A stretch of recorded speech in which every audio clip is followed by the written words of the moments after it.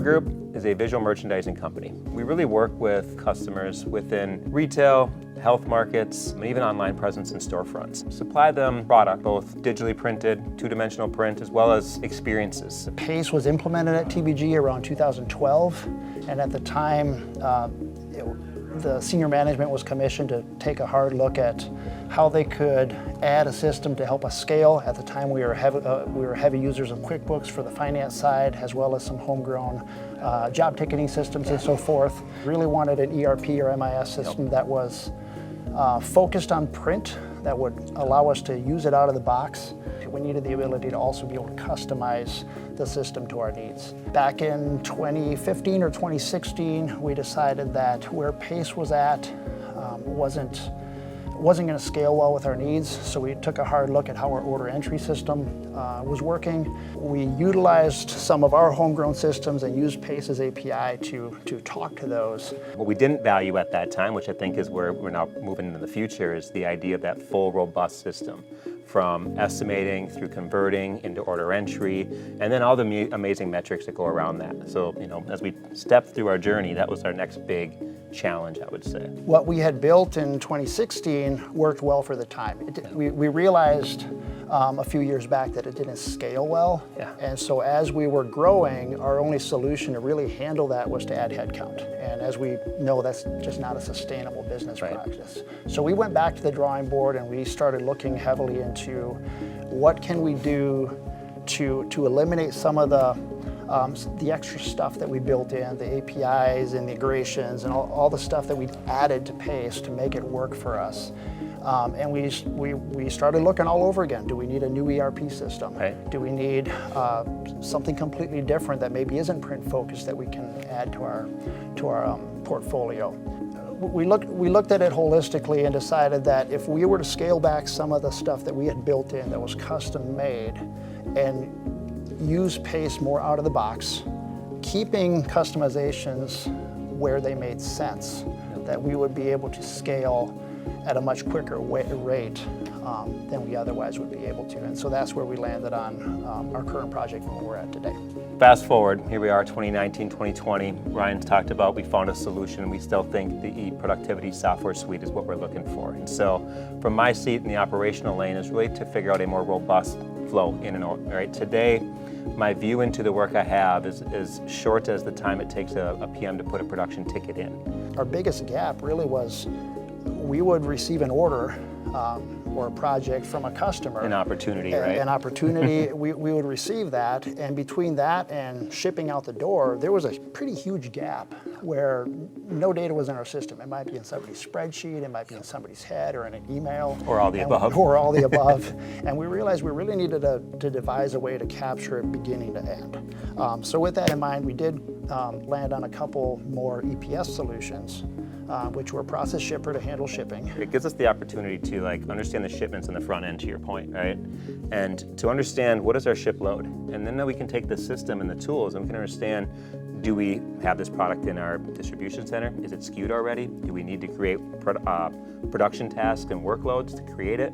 And so starting with the process shipper customization, it allows us to now understand our shipments before anything else, and then we can start utilizing the rest of these tools to then figure out what do we do with said shipments, right? And so PrintFlow kind of dovetails right into that, in that we have a current scheduling solution. It was working for print, but it didn't really have that holistic view of all of our scheduling end-to-end scheduling. And so we looked at PrintFlow, and in combination with Process Shipper, so knowing where the shipments are and including the middle stream things, right, shipments to vendors and stuff like that, we really don't have any visibility to that today. And so looking at that, being able to incorporate that into our production plan, bringing them into a scheduling solution that understands not just what's going on in the shop, but also stuff going to the vendor. And then on top of that, if I'm shipping on a 5-day UPS ground, currently I don't know that, right? And we want to be able to incorporate that into our shipping and scheduling solutions. Yeah. And so that's where PrintFlow comes in and really ties together with it too. What I like to highlight with PrintFlow, which I'm really excited about, is this idea that today I have multiple functions. We live in silos as we built on these blocks of manufacturing. We brought in a plastics manufacturing shop, we brought in a millworking shop, we're doing product development and design, and they all have their own little systems they live out of to make sure we can understand the workflow, the work amount, and all that. What PrintFlow allows us to get to with the combination of process shipper and the whole customization is a one-track system to keep everything in mind. Rarely are these projects nowadays in one of these environments. They really live in all of these environments. And where I think EPS has done a phenomenal job is keeping a customizable tool enough so that we're not just running a print shop. I can run scheduling in millwork that has these 3 SKUs that line up with metal parts that might be getting fabricated over in China, that line up with manufacturing happening across the street in a small format environment, and a work back that actually shows all of that. And then to top it all off, the opportunity to optimize, right? A tool that doesn't have to have that manual input about, if you move your work here or there, or if you do best case or worst case scenarios, here's where and how you should do your work. Like, you talk about scalability, right? And training, master schedulers who can understand the dynamics of that to begin with is challenging. Now, do that amongst many areas of manufacturing, and it's almost impossible, right? We have to be able to branch into these software tools to take us to where we know we want to go. So the automation aspect is critical. A tool that's thinking on its own, that's helping guide us. And so now the manual steps are still going to be needed at times. We don't say no. We're very reactive to what our customers' needs are, and there's things that will break. And so allowing our expert talent, which we value so greatly as our biggest asset here, to be able to step in on these exceptions and then manage with the tools, it's going to allow them to focus on those pain points. Along with that, I think about metrics. Every good business runs off of data.